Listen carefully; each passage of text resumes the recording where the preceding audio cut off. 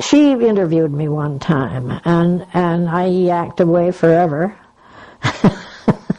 And afterward, I realized I had not made one mention of the artists coming to Old Lyme. And my father was one of them who did come to Old Lyme. And, he was from Grand Rapids, Michigan, like Wilhelm Foote, who was a friend out in Grand Rapids, childhood friend, and he told Dad that the Hessam group were interested, and it was a wonderful place to paint and all, and wouldn't he like to come and live here? So he did. He got his father-in-law to buy a pasture, and he gave a section of the pasture to his daughter as a wedding present. And my mother is the daughter. Her name was Annie, and she also was from Grand Rapids and so forth. But they received a section of that pasture to have as their own and to build a house on. So they did. They built a house, and it was finished just in time for me to be born in it in October of 1916. It's no longer a pasture. It's now a jungle, and it's on Sill Lane, 16 Sill Lane. And it still belongs to us, to me. I'm the only one left of my siblings.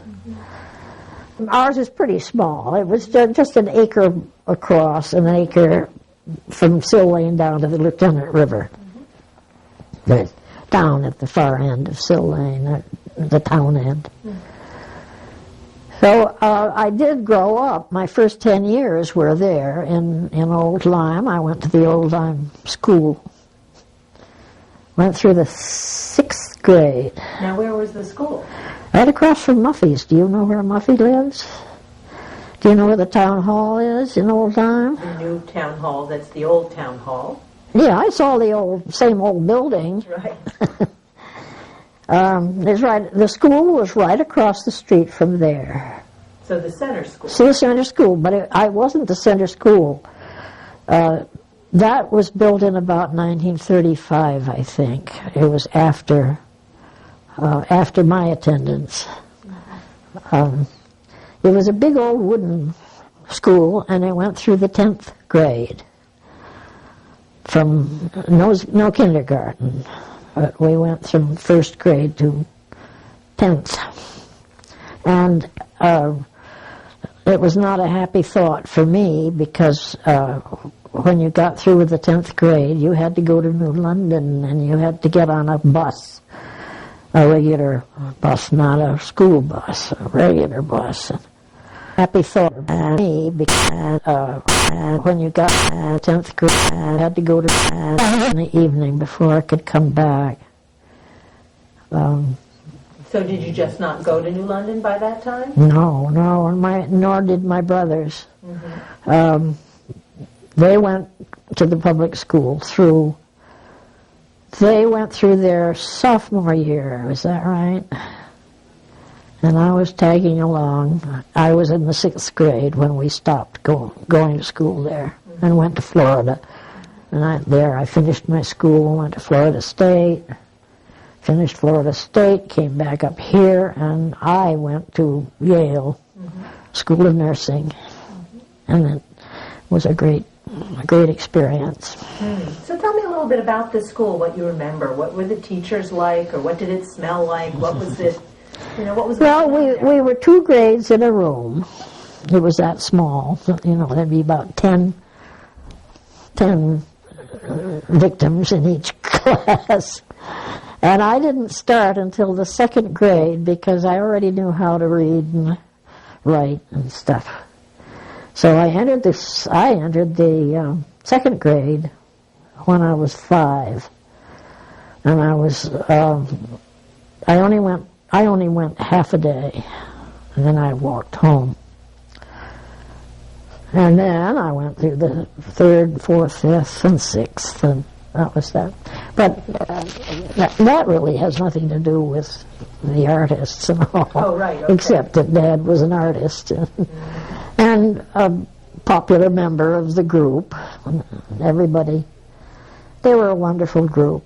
They had fun, had lots of fun. They played tricks on each other. They liked each other, most of them. Some of them came they mostly came in the summertime. Those that worked in New York, Wiggins, for instance, he did all those wonderful city paintings.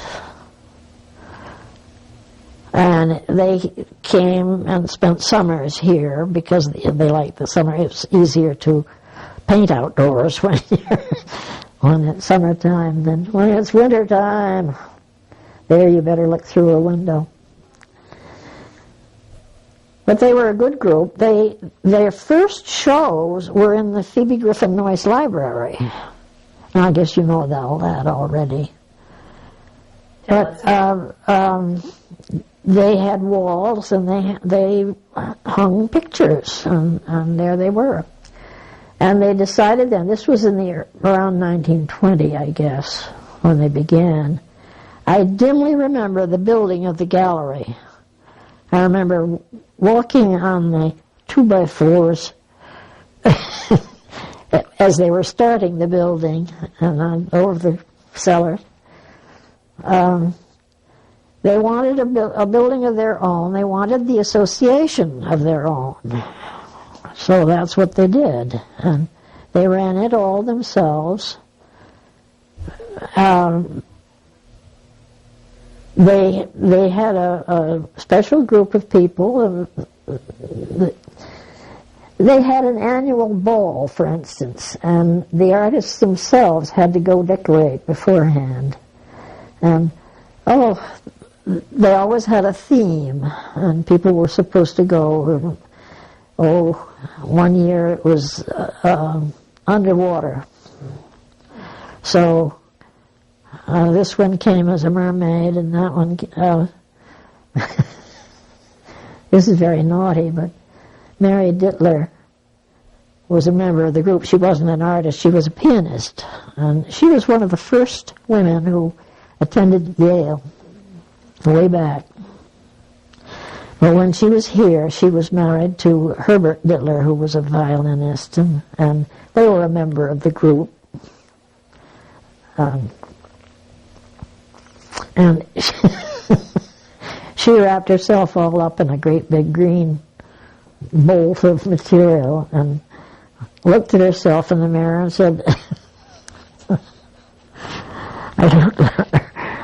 I look like a GD. Instead of a mermaid, she looked like a GD scallop or something like that. I can't remember now. Wouldn't you know? A scallop or a clam or something? Something like that. I looked like a... Well, never mind. And another year it was Afterlife. That was quite a lot of fun. One of Dad's students went as a tombstone. What was the student's name? Do you remember? Valentine. Valentine? Yeah, I do remember him. Because it's an unusual name. Valentine was his last name. I don't remember the first name. But anyhow, they did do things like that together. Harry Hoffman did wonderful undersea fish for the walls, and how I wish. I knew I saved some of them for my room at home, but they've gone missing over the years, and I wish I still had some. But they had their balls and their get-togethers, and they had their group. And they didn't have to pay taxes and that sort of thing. They muddled along. None of them was a businessman. So they didn't do very well. They got in that respect. You know, artists they aren't they aren't hard-headed, and they seem to be mostly in their own world. Who had the impetus to pull together to kind of make the art association and to, develop these specialized things? Foote, Howe, Uncle Howe was Will Howe's uncle, strangely enough. And they were both very active. My father was president of it for something like 30 years, but he was also employed by the group as a greeter at the gallery, and he showed people around.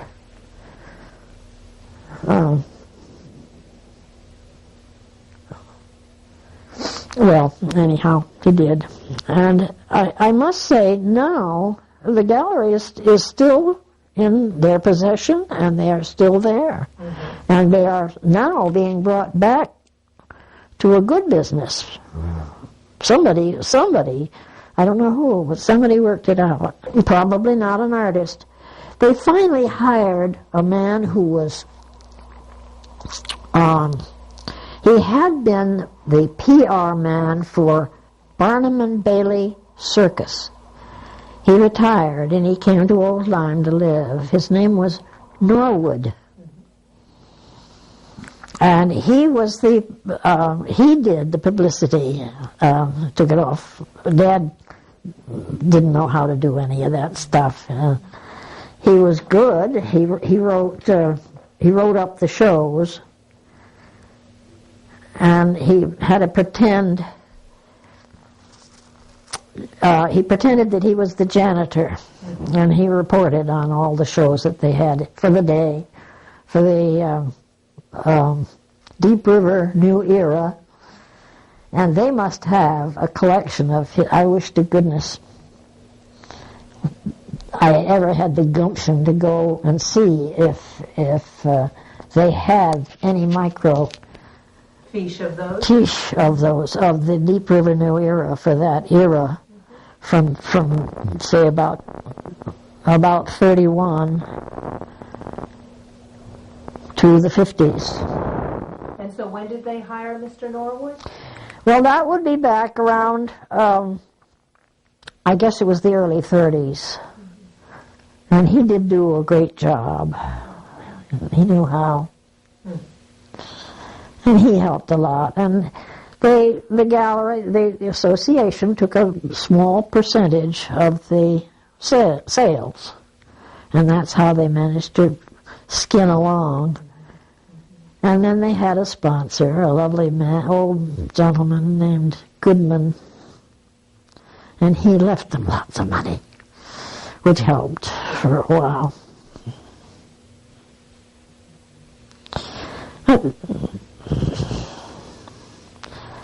They were an interesting group. We took part, we were called upon. It was our responsibility from the time we were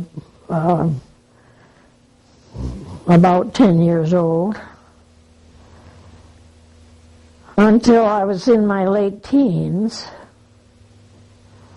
They had teas. This was another way they made money. They had Sunday teas, and I think twice a week for a while, and then it got down to once a week. But on Sundays they had teas, and everybody in town would come, and they'd pay their $5.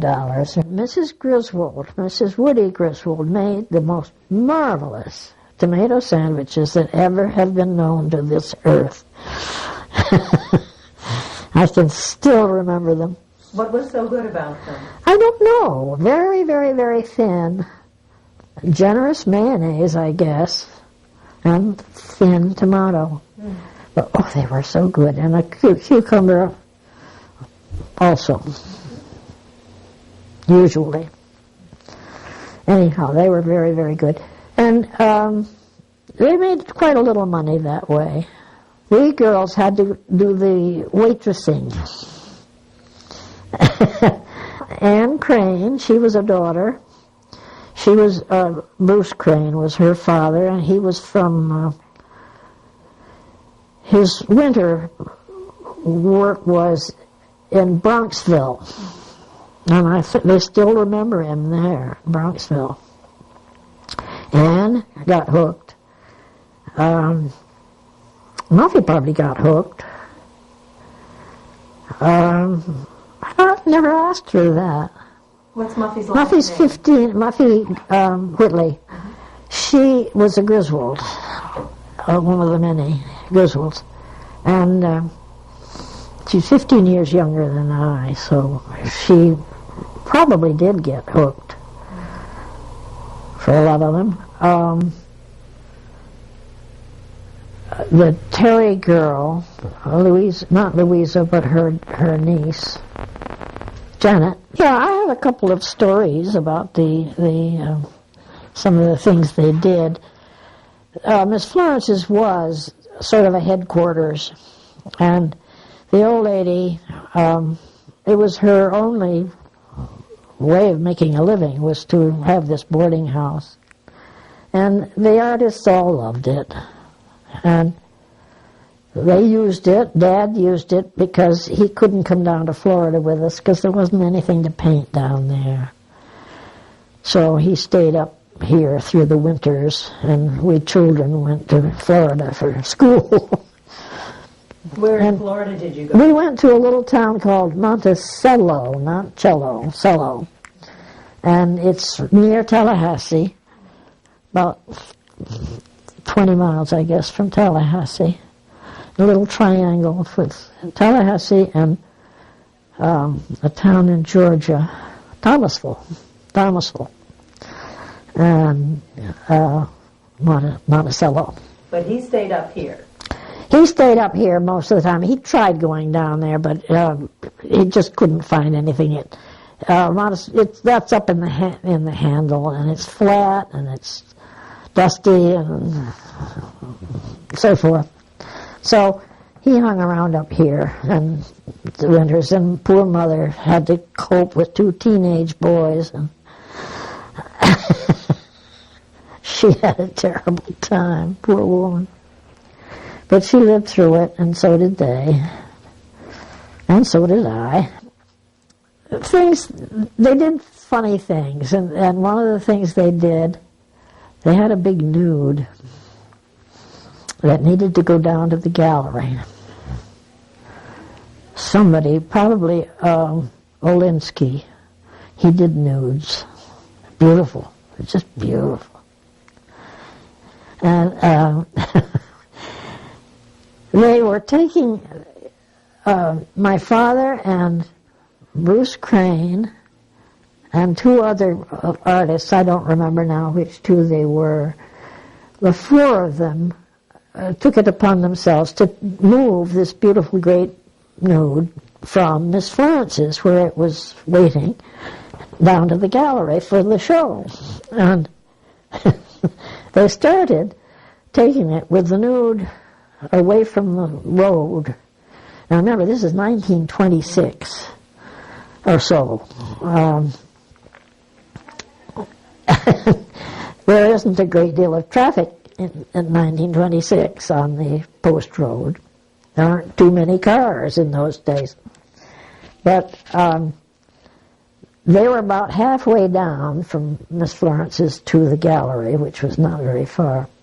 And an old gentleman who lived here, and again, I don't know his name either, but he lived in town, and he drove this old jitney car. So they knew who it was. He was coming around the corner down, in those days, the brick store was right on the corner. The brick store was a house. One time it had been a store, and it was forever then called the brick store. And it became a house, and it got mowed down when the big highway came through. But they had the nude facing the sidewalk for privacy, and the back of the canvas was to the open road, And they bumbled along with this thing, and they saw the car coming, and Bruce said to Dad, "Let's turn it around." So they turned it around, and the old man saw that, and he went right off the road into the ditch on the other side. And that was fun. And who was the gentleman? I don't remember his name. I'm sorry, but that's beyond me. I don't know. But he was taken with that nude. They did mischievous things like that.